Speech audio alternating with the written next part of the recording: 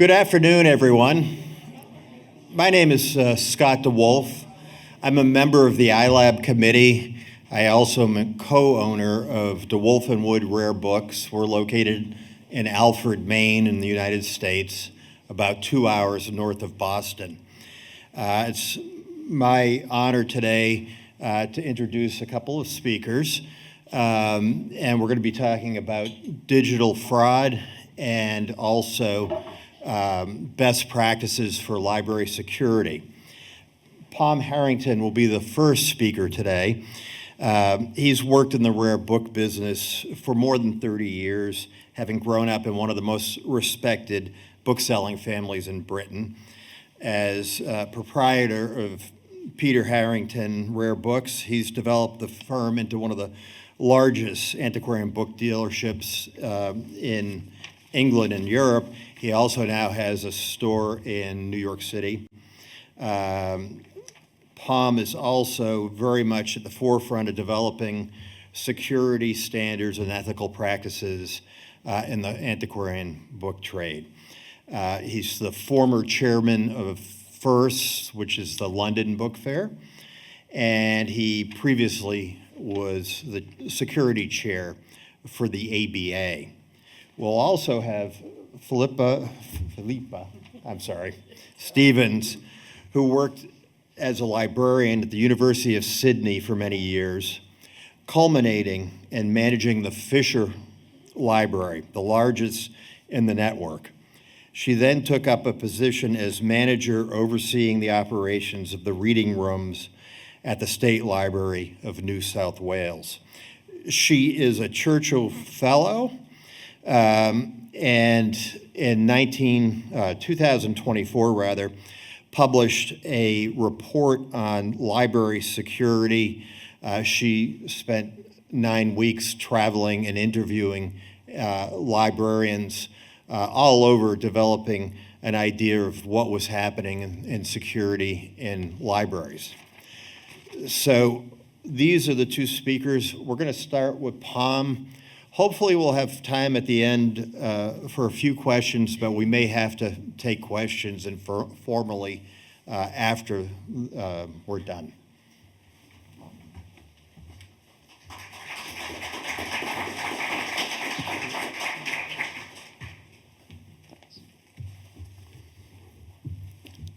Oh, good afternoon, and thank you for having me today.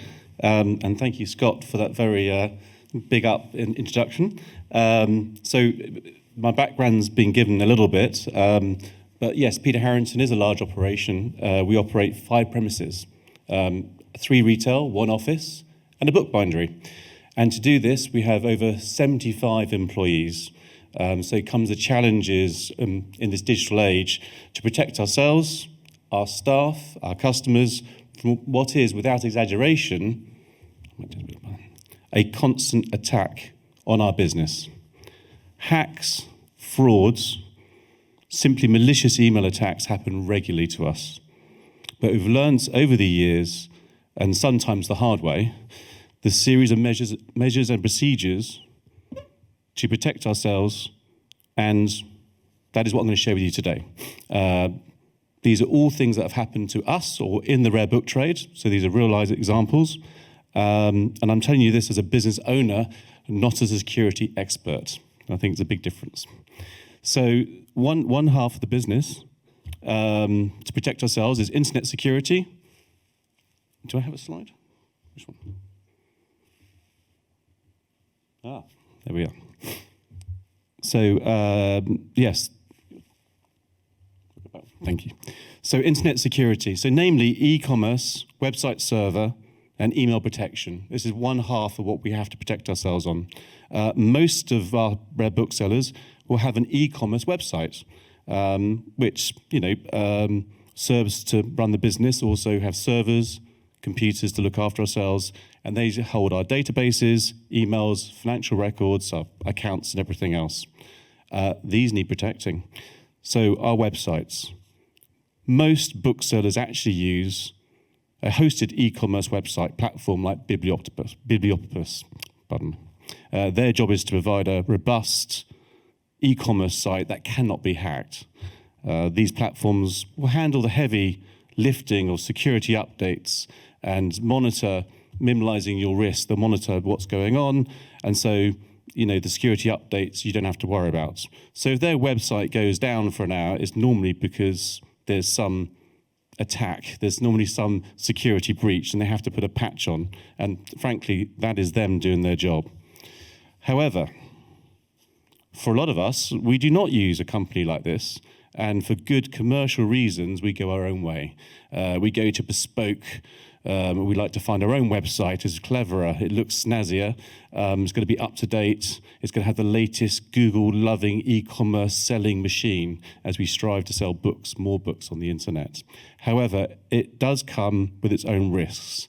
And once your website is presented to you by your clever website designer that you've fallen out with after 2 years, it is, as we all have, but you're on your own. You got to, manage your own website, server, those patches. Fundamentally, you got to watch out. So it is crucial that this responsibility is on you, and it's crucial that a compromised site really can lead to major problems of data breaches, blackmail attempts, or even website cloning, where fraudsters create a near-identical sites in your name to scam your customers. And this is happening. In the last couple of years, Sotheby's got hacked with a scam that meant for a short period, people thought they're buying from Sotheby's, but actually they weren't. And even just recently, our dear Henry Sutherlands in London put an announcement out that their website got hacked or cloned. Very damaging, very expensive to fix. What else are they after? Well, data, customers' details, yeah. Credit card details, well, these days no one should have credit card details on their websites, but hopefully people won't. But your photographs, your cataloging, that's a low risk. Blackmail, to destroy it, freeze it, to make it useless. Pay me money or we'll just shut you down. And the same applies to your servers. So this is where you keep your financial records, your staff details, and of course your book selling database, which is kind of like your right arm, isn't it? You can't imagine losing that. But just ask the British Library. Hackers 2 years ago took over their servers. They lost the whole thing. And they were offered for a mere 18 bitcoins that they could have it free again. Well, unfortunately for the British Library, they're a government institution. They could not pay a ransom. They had to suck it up.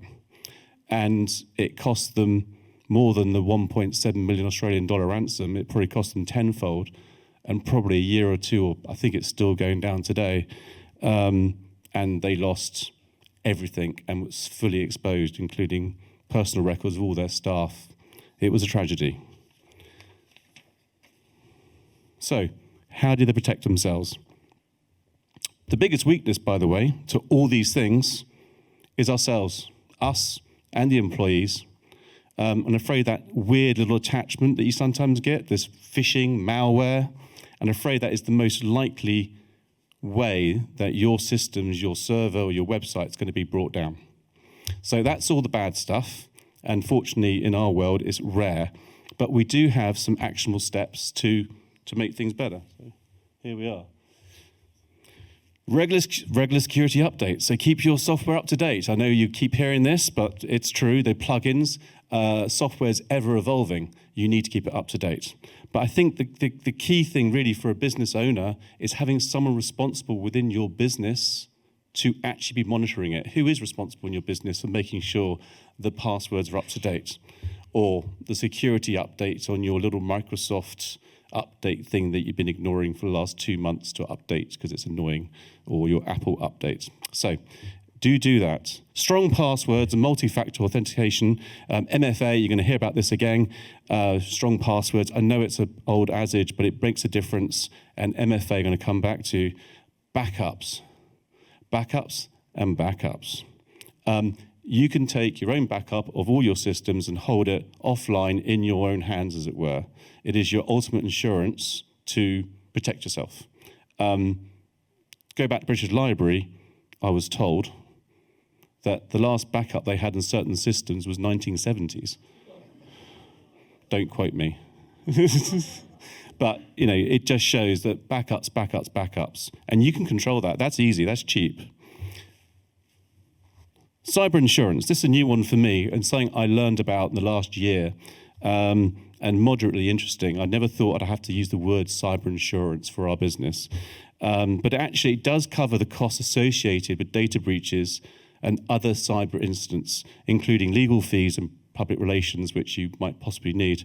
But actually the bigger benefit of it was, like any insurance, or like a health insurance, life insurance, they're not just going to give it to you. They're going to do you a health check. They want to see what you're doing now before they even insure you. And I can tell you, we failed. Peter Harrington, we failed the health check. We had to raise our standards on 2 or 3 things before they'd even insure us. That process alone was actually quite invaluable, which we'll come to. There are different perspectives, and obviously Peter Harrington is a larger organisation, and so it probably warrants us to spend more time and money on this, and I think each business has to judge relatively their size, so it is perspective. I would add one more thing before I come to solutions. In the UK anyway, and I'm not sure about here, it's actually a legal requirement to report hacks or frauds attempted on your businesses within 72 hours. You actually can be fined for not reporting it if it ever comes back, especially if you have been deemed irresponsible. So and ignorance is not a defense. They take it very seriously.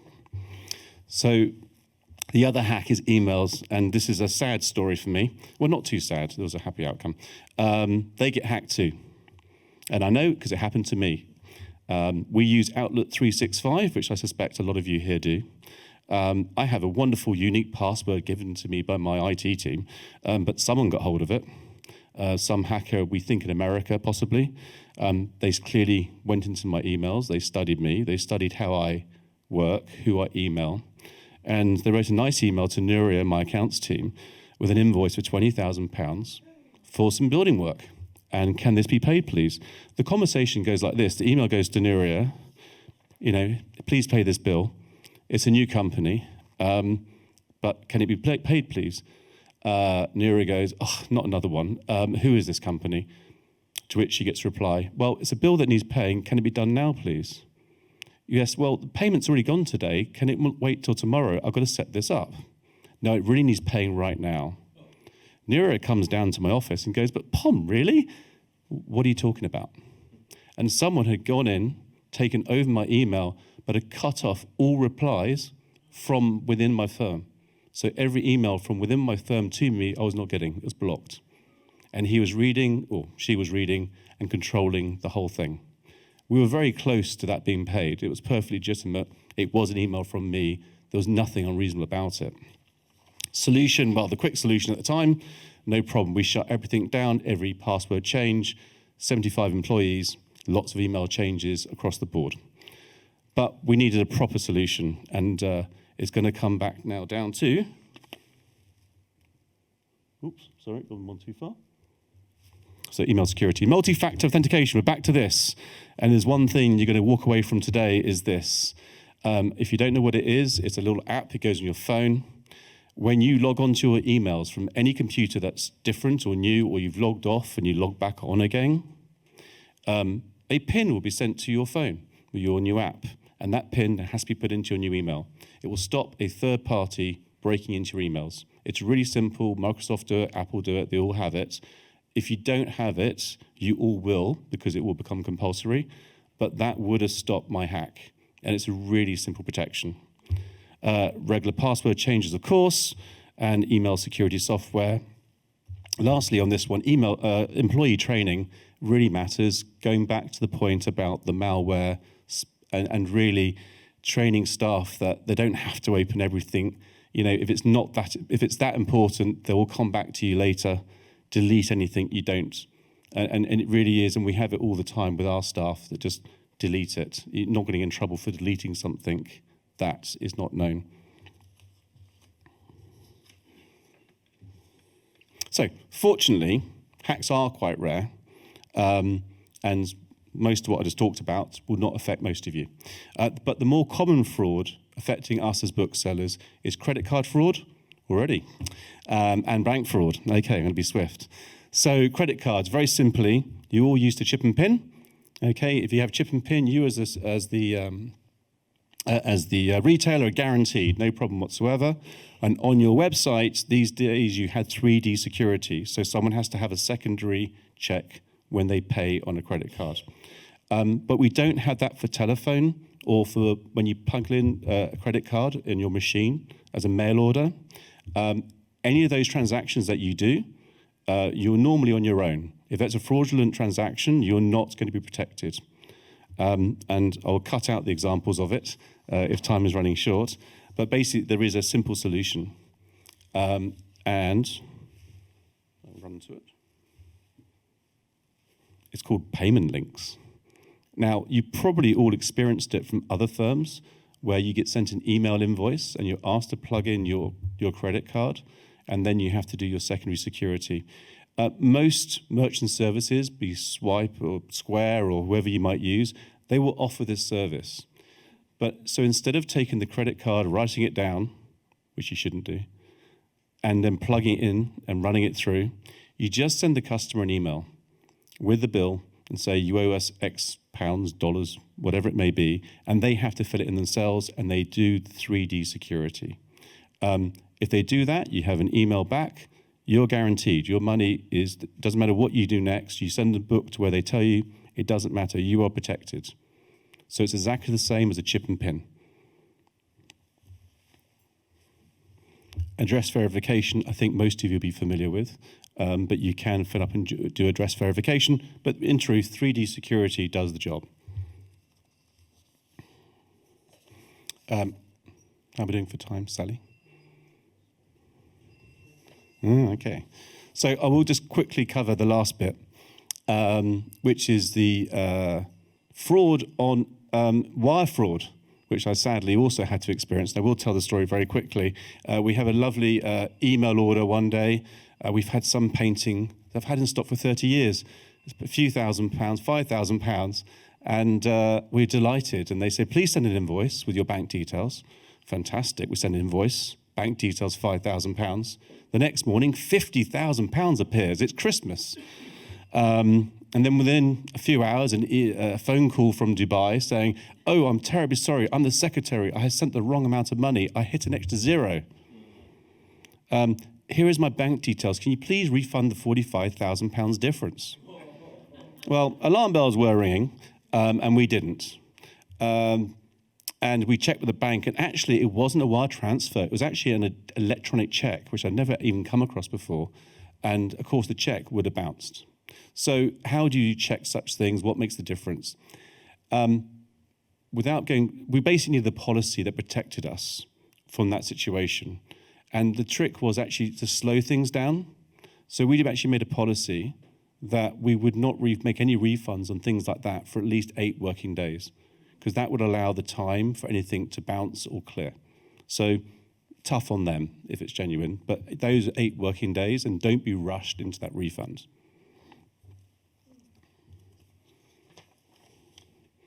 Have I still got time?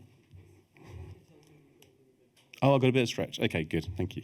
So the other one really is, I think, is important. Again, it's affected us before, and that is wire transfers are everywhere these days. So we wire transfer mostly to even when we're buying a transaction from a customer, we use wire. Do you phone up and check? If you receive the email with here's my bank details, do you actually phone up that person, do a visual check, saying this is your account, can you please confirm? Can I advise that you do so, especially on expensive transactions? I've heard of too many people being caught out where an email has been intercepted and it's been changed. I've always found that customers are very grateful when you have done the check, because you're going to have a good argument about who's responsible if it goes wrong. But I did hear of an institution in Europe be defrauded of €4 million for a purchase with an interception, and they had to eat it, as it were, at a very extreme level. It really does happen, and it happened to us. Fortunately, we're not caught out. Excuse me. A regular dealer that we work with, every couple of months we do a settle up, and they had received an email saying, oh, by the way, we have changed our bank details for the next payment. Can you make this? And the conversation continued. It's the same as the email hack we had before.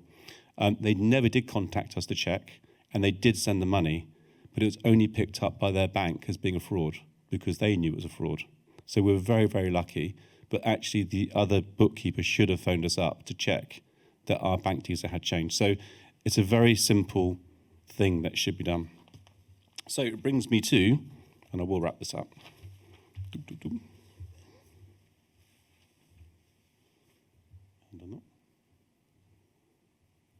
5 things to take away. Establish offline backups. It's free, cheap, and easy. Okay. Dedicated someone looking after your security. Someone take responsibility within your firm to make sure those updates are done. Multi-factor authentication. I recommend it for emails for sure. Like I say, I think it's coming your way if you're not doing it already. But you can also apply that to quite a few other parts of your documents you send around and various things. Payment links, 3D security. It's new to us at Peter Harrington. I don't know if other people have been using it, but we did get caught out in the telephone mail order where we plugged it in. This solves the problem. It really is game over, and I've since been asked to use it myself and purchasing other things. It's quite normal practice, and it's free. It's not going to cost you any more money. And the telephone checks for new bank details.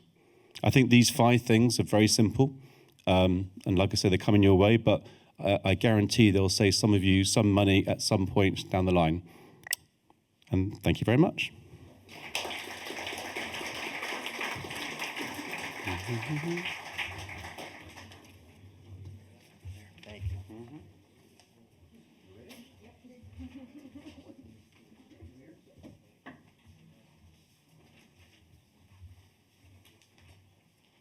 I'm hopeful it's going to be that one.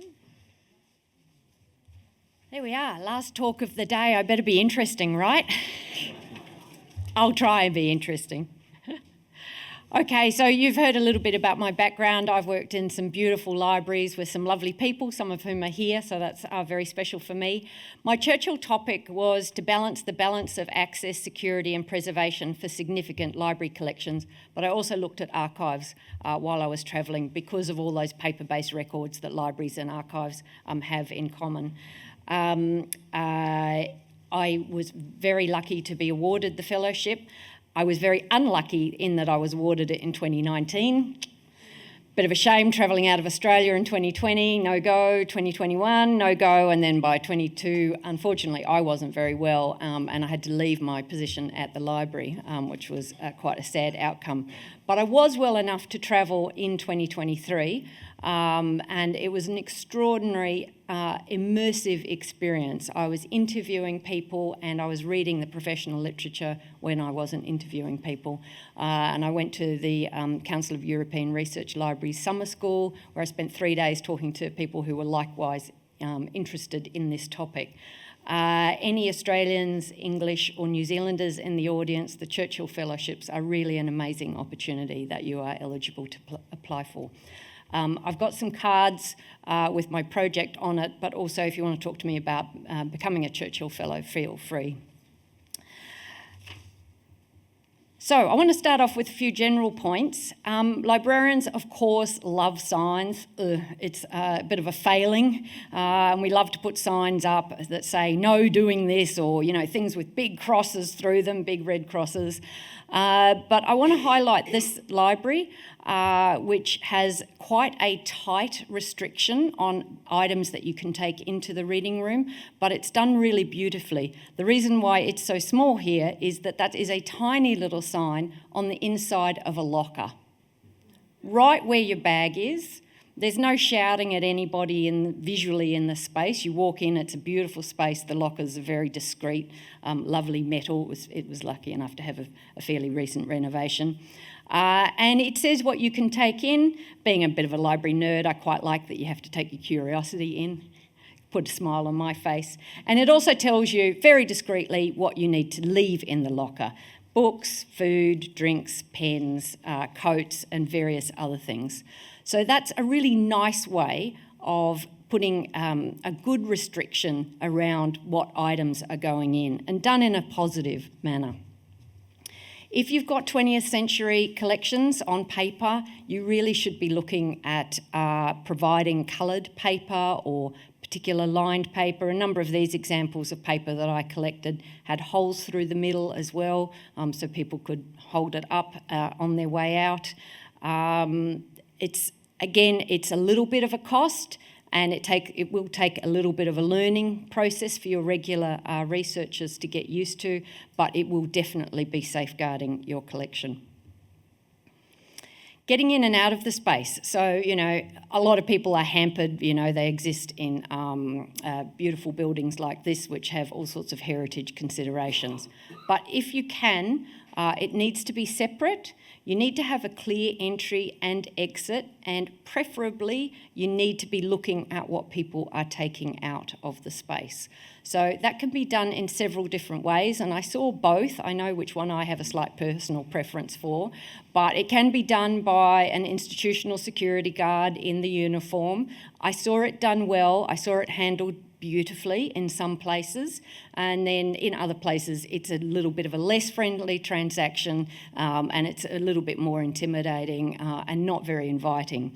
I personally favour the approach of getting that done, but getting it done by the library staff, who are the ones who are giving your card and doing all those other things with you and having those friendlier conversations. As one of the carries-on of my research, I'm hoping to develop what I'm currently calling a framework where you can look through, almost hit the mic, look through a range of things, decide where you want your library security and collections to be, and go through and identify all of those light green or all of those bright green where you're not doing that. This is just a sample couple that I've developed up for the reader, showing who they are and the various levels that you can apply for, with the highest one being 2 documents, one of which is government-produced ID with a photo. And really, I do understand that there are people in our community who find it difficult to have government-produced ID for a number of reasons. But if you are letting them look at your unique and high-value collection, you need to find another way to help them. Readers' cards, just a blank, a basic institution card with no photo and not much information on it is not very useful. That's the basic level. The highest level would be a separate special collections card with a photo to get in also. So, how you keep your items is also really important. Making them easily accessible with just one method of access is something that I would not recommend.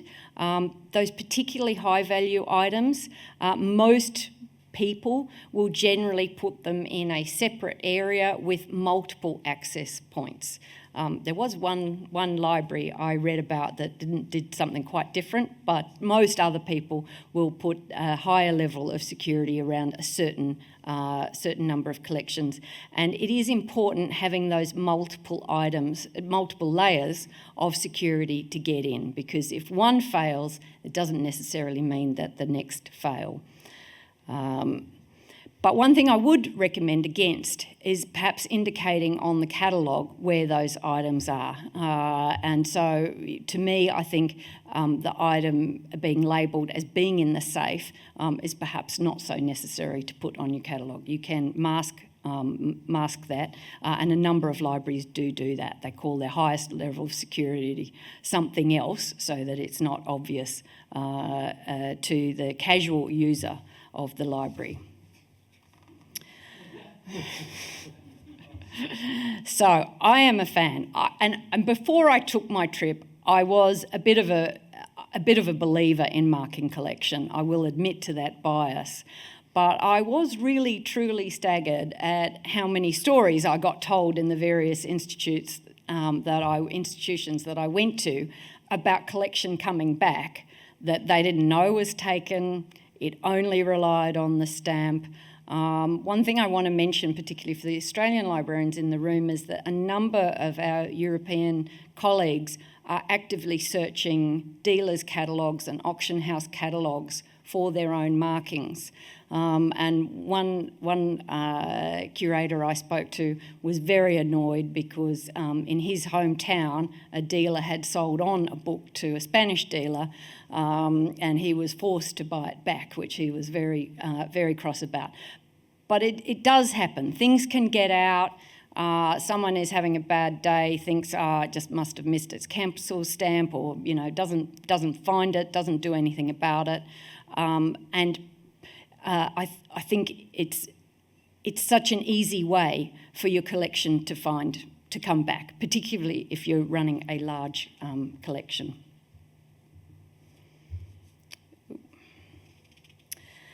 So I just want to talk a little bit about keys. For people with large historic collections or collections that they haven't been able to move forward with the latest swipe cards, etc., because they do come at a cost, those systems. So if you are stuck with keys, at least manage them. So have a look at what keys you've got, how many you think you've got. Can you afford to make a changeover from some of those keys to the more contemporary key that can't be copied? There are ways to work even with keys. One library I went to, they had a key cabinet for staff, and all the staff that logged in the morning went to the key cabinet, swiped their keys out, and then it's the last thing you do at the end of the day. No one could leave that library with keys in their pocket. So I present to you all these things are important, and some of it has been a little bit about external thieves coming in to your institution, and that is still happening, and it's still a problem that we need to think about. But some in the academic literature are saying that internal thieves are going to become the bigger problem that we have. And I display this photo of, a generic-looking library worker. I worked with a number of people that looked like this in my career. He was a respected curator. He was employed in his institution in 1991. And in 2016, they started an external appraisal, and within 1 hour of looking at his rare book collection, there was a huge problem. 1 hour. So he was sadly extremely effective at stealing not only whole items, but he was also razoring out plates. And the external appraisers took something off the shelf, and it kind of collapsed because so many pages had been cut out from it. He was so successful because, unfortunately, he worked with an equally corrupt dealer who, hilariously to me, it's kind of a black comedy, had actually spent some time on an ethics board of the Book Dealing Association. But anyhow, that library, US $8 million, but of course it's not the value that they lost. They lost the items, and that is a value that can't be overemphasised. When I read their statement, it made me so sad. Our staff have learnt a hard lesson about trust and developing a culture of confidence in and reliance upon one another to do the right thing. But we do need to be thinking about these things. I'll say that in a minute. So, the National Library of France, they had a curator in 2000. There was a student intern at Yale who stole about $2.5 million. A very senior staff member at the Army Museum in Delft ripped out many paintings and books from their catalogue, and unfortunately, and this can happen with internal thieves, they also removed the hard copy of the catalogue, so they're not even too sure exactly what they had or what had gone, because their catalogue records had gone with them. The Royal Library of Copenhagen had an internal curator, the National Library of Sweden, that was 2003, National Library of Sweden, 2004, the Mariners Museum in Virginia in 2006, he was the curator and his wife was selling it on eBay. The Girolamo Library in Naples in 2012, that had been going on for a number of years and he was the director. And there was a bit of an investigation as to how he ever got appointed, and he was part of a network of people that was working. A more junior staff member from the National Library of France in 2015. This man, that's the Carnegie Library of Pittsburgh, and he was convicted in 2018. The Egypt Exploration Society, which is based in Oxford, in 2019 suddenly realised that a number of their things were in the Museum of the Bible. Now, there's been no case and no theft found for that, but there is one name of a curator that keeps coming up, but no prosecution has happened. And then just before I travelled in 2023, the British Museum had their own case of a curator selling off a largely uncatalogued and less used part of their collection. And one point I want to make about this list, and these are not all the cases that I know about either, there are more of them, but one thing I want to say is that on the surface, you know, I can be a little bit of a bleeding heart. Oh, you know, maybe they had a lot of medical bills for their sick family member. You know, maybe there were reasons. No, they drive nice cars, their children go to private schools. It is about greed, sadly. And greed is just something that is fundamentally in human nature that library managers are not going to be able to eradicate.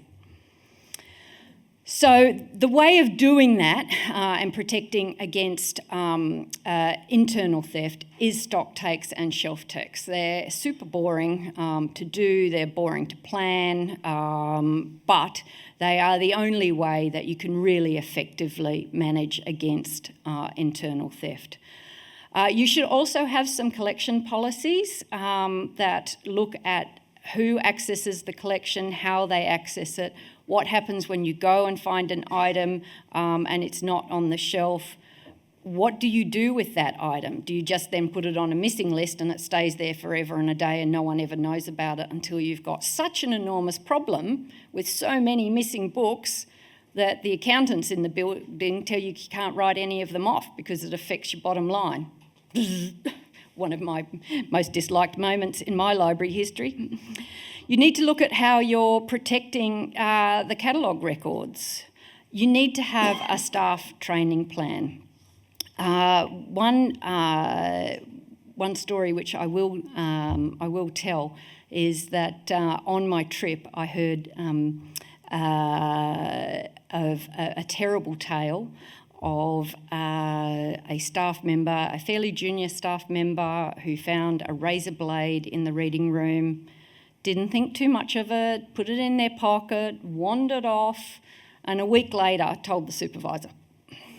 Equally, that library will for sure at some point in the future find that they have missing collection. There is no chance that anybody is in a reading room with a razor blade without intent to steal. If they were lucky, the thief dropped the razor blade early. But the other depressing thing about it is that they missed the opportunity to catch that thief because they left it for so long. So in the Beinecke Library at Yale, a staff member found a razor blade and took it immediately to the supervisor. The supervisor looked through who was in the reading room at the time, identified one particular person as maybe being of interest, rang the security guards. The security guards started or reviewed their tape, and they could see on the tape that this, more skilled than I am, I would never be able to do this, but he was writing with his left hand and on his right hand he had the razor blade under a page of the book and he was so fast with it that it was, I spoke to someone who saw the footage and they said, I was expecting to see it, but it was so fast I had to get them to rewind it. And he got it into his jacket pocket, and so the security followed him out of the library and they captured him. And his name, actually, I won't say his name because the National Library of Sweden made a point about their internal thief that his name doesn't get to live on. And that is a little bit how I feel about these thieves as well. But he was convicted and will not work as a dealer. But he was a respected dealer, and he helped build a lot of collections, including some of the libraries that he stole from, which is really having a multiple relationship. And he stole internationally, not only in his own country, but also elsewhere. What to do with stock checks and how you do them. One of those internal thieves was caught because senior management did a secret stock take. They thought there might be a problem, and they did a secret stock take that the staff member didn't know about, which fairly quickly threw up some problems. What to do when you possibly discover a theft? Because you have to react. You have to do something. Now, in the Beinecke Library, those staff knew exactly what to do. I'd like to think that would happen in every other library, but, maybe not. And how to utilise the existing networks and resources. And, of course, there is the Missing Books Register from ILAB amongst those resources. And then what and how to report to law enforcement. Because I got interested in this topic because I was working at the State Library when there was an external theft of a number of very important historical coins. And we didn't talk about it very much. So I imagine at the time the security team talked about it, but for the rest of the staff on the ground, we were getting our information from the Sydney Morning Herald, which is the local Sydney newspaper. We were not getting information from our senior management. So we really didn't know, had we done better? Did we have better equipment? What was going on with the security? None of those questions were ever answered.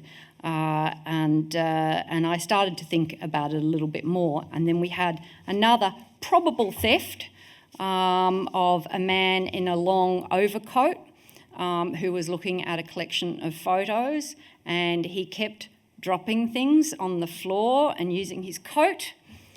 But we couldn't do anything because the security cameras weren't working that day because of some building work. All right, I'm very quickly am going to say I just want to give you some models to follow. So the British Library has already been mentioned. Prior to their hack and everything falling apart, they used to have their missing books lists on the website. With a high-profile thief that they had, so the courts tend to be fairly lenient on book theft because it's not considered very important in terms of other criminal offences that longer sentences get given. So they actually personally sued that person, and the British Museum is now doing the same. The Beinecke, which I've mentioned, if you read The Map Thief by Michael Blanding, you get a description of how that particular thief managed to get away. The B&F, that's a quote from Dennis Brookman at a symposium at the British Library actually in 2015. And the French do seem to live this, and because they do talk about theft, they were the first to realise that there was a network of thieves operating in France and a variety of other countries and alert them. And Europol, when Europol finally finished the case, there were thefts from Czech Republic, Estonia, Finland, France, Germany, Latvia, Lithuania, and Poland and Switzerland. So a lot of different libraries and institutions were hit, and the arrested came from a number of those different countries. And finally, the National Archives in the States have both a page where they list what they're missing, but they also have some pages that talk about their thieves. And they update them. So the most recent is from 2020, and they've got an internal one listed from 2006. So you know that I wasn't kidding when I said there were others that I wasn't mentioning. That's my project, that's my card, and please get in touch with me.